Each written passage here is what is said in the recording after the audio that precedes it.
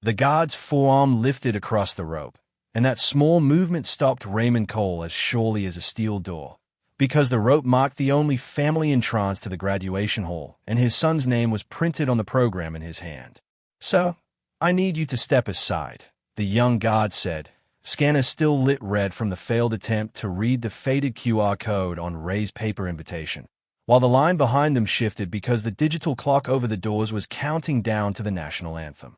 Ray shifted his weight off his bad leg so he could stand straighter in his old dress blues, feeling the familiar grind in his knee, and he held the invitation out again because the ink was smudged from the night bus and he believed that if they just tried once more it would scan.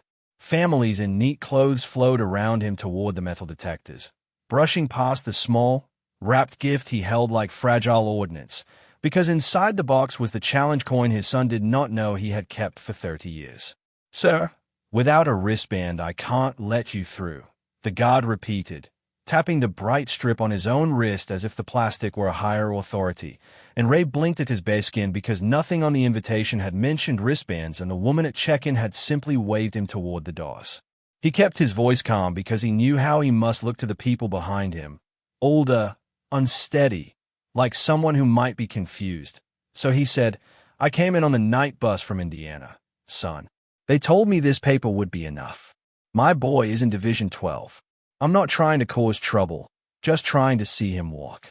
A teenager muttered about holding us up for some random old guy, and the woman beside him smirked. So heat rose in Ray's face, but he made himself breathe slowly, because starting an argument in front of his son's classmates would be worse than missing the first moment on stage. Behind the rope, another guard spoke into his radio, his gaze skimming over Ray because the policy posted beside the door said no late entry once ceremony begins and wristbands required, and today the event coordinator had said there would be no exceptions. The announcer's voice echoed faintly through the closed doors as he welcomed guests inside, and the countdown clock above the entrance showed how close they were to the start time. So the guard's decision to treat Ray as guest without proper credentials turned into a radio code that marked him as a problem rather than a father with a smudged piece of paper. Ray heard the phrase, male, late 60s, outdated uniform, no band crackle in the air, and understood that his presence had become a line in someone else's log. He stepped back on his own, because a lifetime in uniform had taught him to move out of the way of the flow. But the guard guided him that extra half step with a light touch on his elbow that said the discussion was over. The entry corridor narrowed around him, and families glanced at him as they passed, some quick with pity, some with that small recoil people have when they were afraid someone else's problem would make them late. Off to the side, a petty officer in service dress waited for a friend and noticed the quiet struggle of the rope. Something in the stiff way the older man stood did not match the idea of a confused walk-up guest, so he slid his phone out and held it low, recording because he knew that sometimes, later, proof mattered. The band outside started to play, and a murmur ran through the line as a cluster of officers in immaculate uniforms approached the doors, led by a 4-star Admiral with a smooth gait. The guard straightened, unhooking the rope to clear path, and Ray pressed closer to the wall so he would not be in the way. As the Admiral walked past, eyes fixed on the doors because he was due on stage, a flicker of older ribbon colors on Ray's chest caught his attention, and he turned his head for a heartbeat. For that brief second, the Admiral saw more than an old man in worn blues. He saw a campaign ribbon combination he had only ever seen on sailors from a specific ship and a careful, uneven gait that tugged at a buried memory of smoke and steel. His expression changed, a small crease forming between his brows, and he started to turn more fully, but his aide leaned in and said, "Sir, they are holding the anthem," so he let the schedule pull him forward. The petty officer's phone, still recording, caught that double take in the same frame as the guard's blocking stance, and then the heavy doors swung shut behind the Admiral, leaving Ray outside with only the faint echo of the band and the word anthem glowing on the program where he had circled his son's name. Ray stayed at that circle of ink because it was the one solid thing he had, and he felt the weight of time pressing in. If he was not inside by the time Division 12 marched, his son would walk across that stage scanning the crowd and never find him. The guard shifted back into position, now that the VIPs had passed, and listened to another radio message that confirmed Ray should be held outside until further notice, which was a polite way of saying nobody wanted to deal with him until the ceremony was safely underway. Ray carefully folded the program so the guest pass with his full name and the scribbled Div-12 in black ink stayed tucked inside, because if he lost that pass he would lose the last proof he belonged here at all. Pasted. Inside the hall, while Ray sat on a narrow bench just outside the doors, the lights dimmed and the announcer welcomed families, adding a thanks to all veterans in attendance today, which drew warm applause from the people seated inside. The event coordinator, standing near the stage with a clipboard, listened to that line and felt satisfied because it checked the box for public gratitude and the schedule was still on track. She knew from the radio that there was a guest issue at the east doors, but in her mind that was a small logistics problem already handled by security. Nothing that should interfere with the optics of a smooth ceremony in front of visiting media and the Admiral. Ray eased his aching leg out in front of him and listened to the applause bleeding through the doors, the sound reminding him that other veterans were sitting beside their kids while he sat only a few yards away yet completely excluded. A mother guiding her younger child to the restroom passed close enough to hear the tail end of a guard's radio update and saw Ray with his wrinkled program. She frowned and pulled her child a little quicker past him, assuming from the tone that he must have tried to get into the event without permission. In the green room behind the stage, the Admiral sat with the program in his hands and tried to focus on the agenda. But his mind kept drifting back to the old man at the door and the way those ribbons had been arranged. The program listed, just before the award presentations, a Legacy of Valor segment about an unnamed enlisted sailor who had saved a crippled destroyer in a firefight by going below decks to cut power by hand. He had approved that text years ago, insisting the story stay in even without a name, because he knew some debts were too big to be erased by missing paperwork, yet the guilt of not knowing the man's identity had never fully faded. As he read that paragraph now, his memory supplied a flash of a narrow corridor full of smoke, the scream of metal, and a rough hand grabbing his collar and shoving him through a hatch with a shouted, "Move it, sir," in a voice cracked by heat. In that memory, the sailor's face blurred, but the way he moved, favoring one leg, twisting his body to shield others, stood out like a scar. The Admiral thought about the limp at the door, the rare campaign ribbons, and the shape of that blurred figure in his mind, and almost stood up to go check. But his aide tapped his watch and reminded him his speech started in 30 seconds, and years of discipline pulled him toward the stage instead of the hallway. Outside, the clock on the wall beside the door showed how long the opening speeches had eaten into the schedule, and the thin window beside Ray gave him only a sliver view of flags and shadows moving inside. A second guard approached the first, their heads close over the radio, and then the first turned toward Ray with the weary firmness of someone tired of bending rules. "Sir, I'm going to have to ask you to move farther away from the doors," he said. "Fire code. We need this area clear once the companies start marching." The schedule monitor nearby listed when each division would stand, and Ray saw the time block beside Division 12 creeping closer. He thought about refusing, about planting his feet and demanding to speak to someone in charge. But he pictured his son later hearing stories about a scene at the doors, so shame clamped down on his anger. "I don't want to cause trouble," he said quietly. "My boy is in there. Division 12. If there's any way you could at least tell someone I tried to get in, so he doesn't think I just didn't bother." The guard, under pressure from the coordinator, cut him off with a tight, "Sir, that's not how this works. If you have a concern, you can email the academy after. Right now I need you down the steps." The petty officer, closer now, caught that exchange, the older man's low voice, the guard's clipped answer, and the line that followed with exhausted dignity. "All right. Just, if anybody asks, tell him I was here. I don't want him thinking I stayed home." That sentence lodged in the petty officer's chest because it sounded like someone who had spent a long life stepping aside so others would not be inconvenienced, and his phone captured it cleanly. Ray stood, gripping the bench for balance, and followed the guard down the short flight of steps to a side walkway that curved away from the main doors toward the outer security gate, each step feeling like it cut another thread between him and the moment his son would look for him from the stage. Inside, the Admiral finished his prepared remarks and sat as the Legacy of Valor video began to play on the screens. Grainy footage and still photos showed the destroyer he had served on as a young officer, battered but afloat, with sailors running through smoke. He watched the sequence he always watched, the one where he could just see himself shouting into a sound-powered phone. But this time his eyes drifted to the background and caught a blurred figure hopping down a ladder with a slight hitch in his step.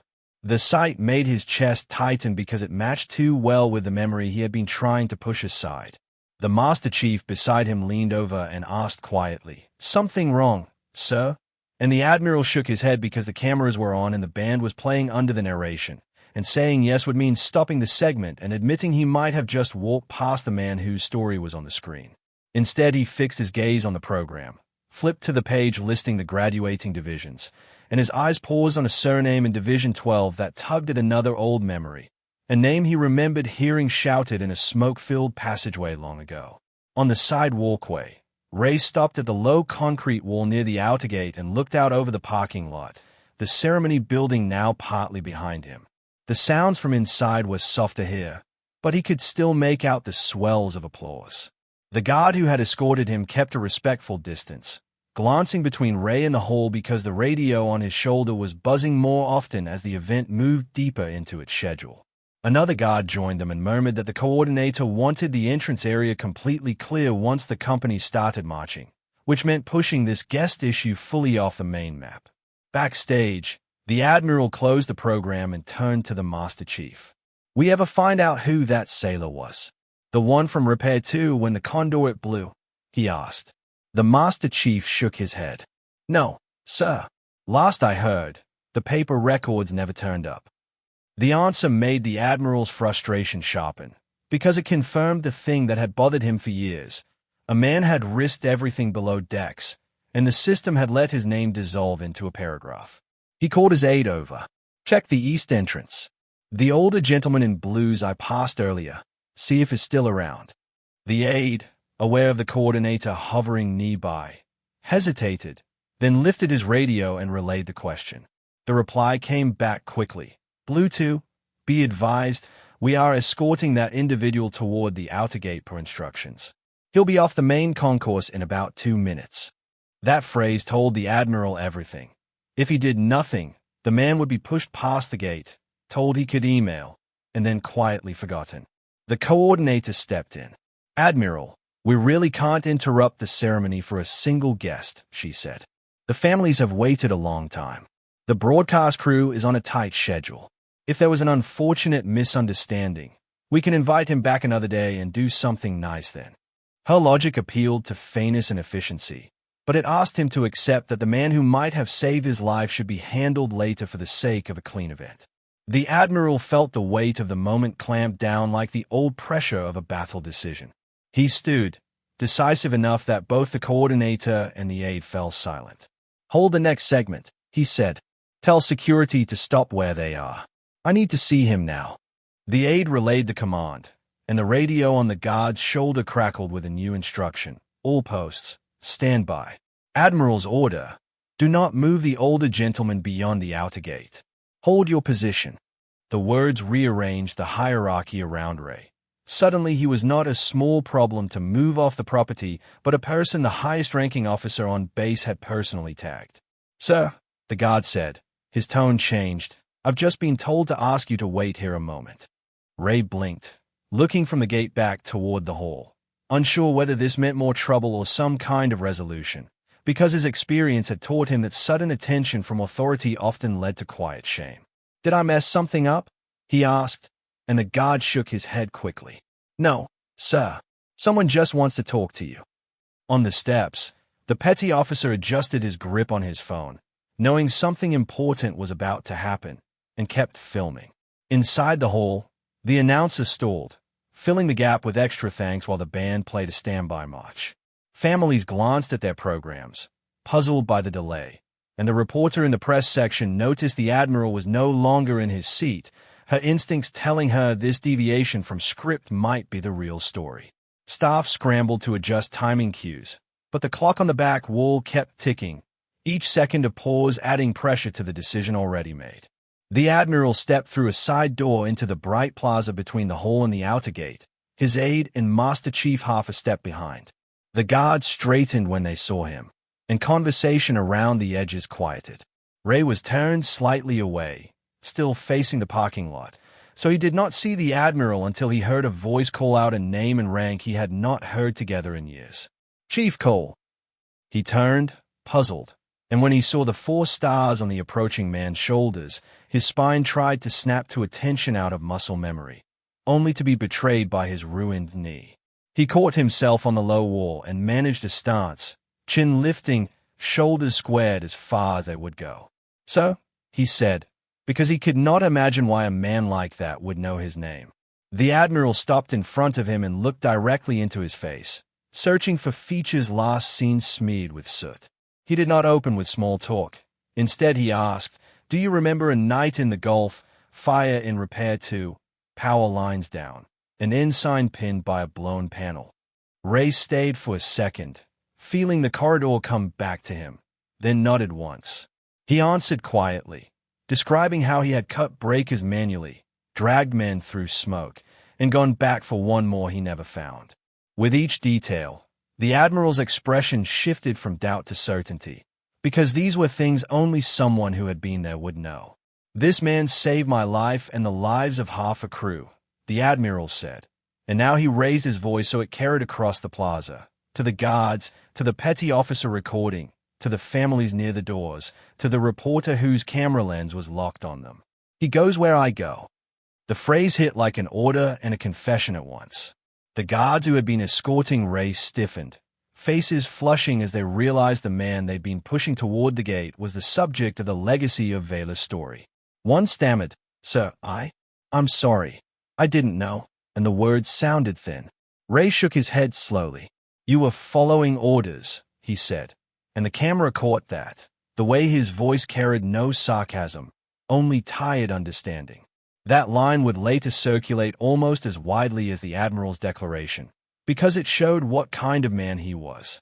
The Admiral took Ray's elbow, not in the controlling way the guard had earlier, but like someone offering balance to a peer, and said, "Come on, Chief. Your son's inside. We're late." They walked back toward the hall together, security scrambling to clear a path. The event coordinator met them at the doors, pale, and started talking about schedules and broadcast windows, but the Admiral simply said, "We'll adjust," and that ended the argument. The doors opened, and for the first time that day, Ray stepped into the cool interior, the sound of the crowd hitting him like surf. On stage, the announcer faltered mid-sentence when he saw the Admiral return with an older man at his side. A ripple of curiosity moved through the hall as people turned. The Admiral walked to the podium and signaled the AV technician. "Bring back the last frame of the Legacy of Vela video," he said into the microphone.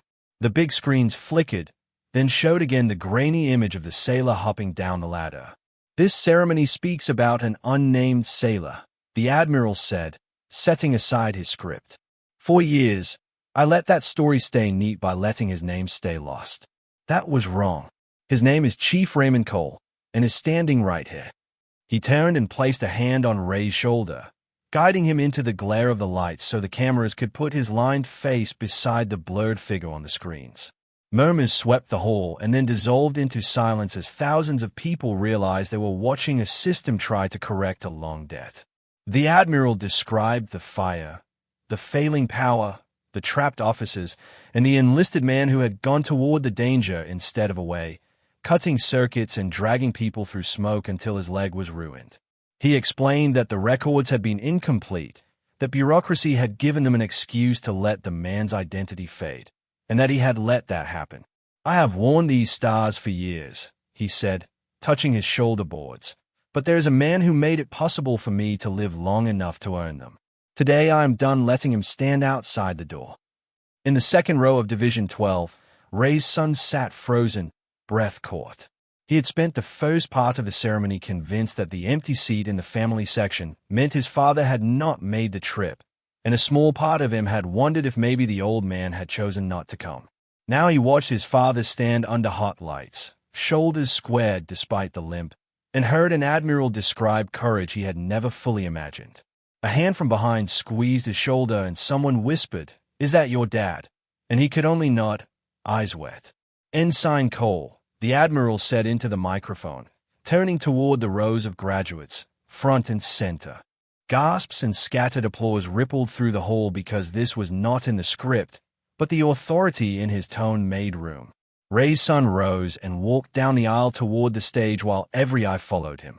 He climbed the steps and stopped beside his father, close enough to smell the old uniform wool and see the tremor in his father's hands. "I'm sorry," Ray whispered, the microphone catching just enough. "I tried to get in." The Admiral leaned toward the MIC and said, "Your father did everything right. Our system failed him, not the other way around." That line shifted the weight in the room. People who had walked past Ray outside without a word now felt the sting of that failure land on their own shoulders in a small way, and the coordinator offstage felt her careful schedule crumble under something more important than timing. The technician split the screen so one side showed the old footage and the other showed the live shot of Ray, his son, and the Admiral. On the reporter's camera, the same image appeared.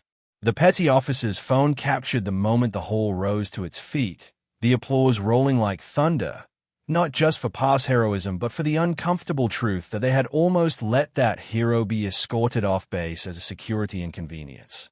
The Admiral did not stretch the moment. Once the applause had run its course, he nodded to the announcer and signaled the band. The program resumed, compressed but intact, and when Division 12 finally marched across the stage, Ray watched from a seat near the front, his knee aching but his heart lighter. When his son's name was called in the official roll, the young man paused and glanced toward his father, and Ray lifted the small box and closed his fingers around it, feeling its weight as a promise. After the ceremony, the hall became a sea of uniforms and families hugging and posing for photos. Ray stayed close to his son, who seemed reluctant to let go of him for more than a moment.